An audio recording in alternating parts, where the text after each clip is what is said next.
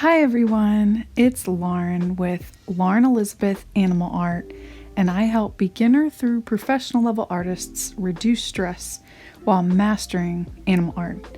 So in today's video, I'm going to share 5 easy ways that you can pull in more color into your acrylic pet portraits.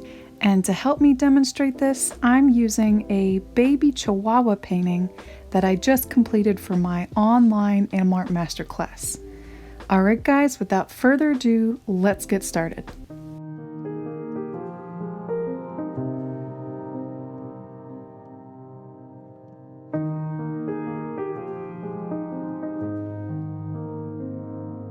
Alright, so if you'd like to paint this Chihuahua in real time, which also comes with reference photos, a list of materials, and a traceable printout, that's linked down below in my Online Animal Art Masterclass for beginner through advanced level artists.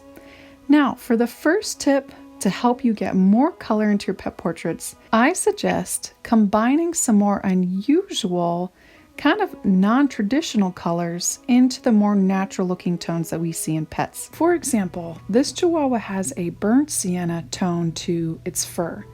And so I'll choose colors on the same side of the color wheel as the colors that I notice in the brown. So there's a red tint in burnt sienna, and so I'll pull a purple or even more reds into my pet portrait. Now another example, if I'm painting an orange tabby or a tan colored dog, I would pull in some oranges and some yellows and some pinks. I would use them in the layers that I layer over top one another, and I would also blend them in. My second tip is to look for ways that you can add complementary colors. Those are now on the opposite side of the color wheel. So in this case, I added some blues. I added phthalo blue to this Chihuahua's back, as well as purple. Well, now I'm pulling in some oranges and some yellows. I'll also add some contrasting colors to the background, or maybe any toys or collars or clothing that the pet is wearing. And that leads me to tip number 3. A great way that I love to add more color and life and personality to my pet portraits is by simply adding more things into the pet portrait. Bow ties, sunglasses, bows on the top of the head, or clothing or animal toys. If I'm having trouble pulling in color to the pet itself, I'll ask the owner of the commission about any toys that that animal loves.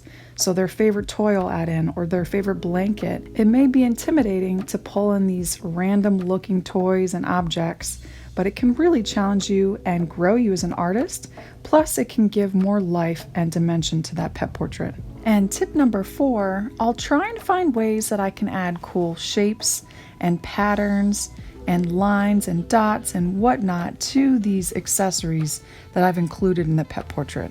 And last but not least, tip number 5, if I accidentally mix up a color that I really like, I will try some way to add little dabs of it to certain areas of the pet portrait. That's what happened when I started painting blue noses. I created a blue in that pet portrait and I just started adding it to the nose. There's always small little ways that we can add those tiny little dabs of color as long as it fits the values of the reference photo. Alright guys, so if you'd like to learn more about the value system and how I pick and choose and mix the colors that I place in my pet portraits, I've created the Creative Color Guide, which is linked down below, which goes into real detail. Alright guys, thank you so much for watching. I look forward to seeing you next week for another animal painting tutorial for stress relief. Have a blessed day. Bye!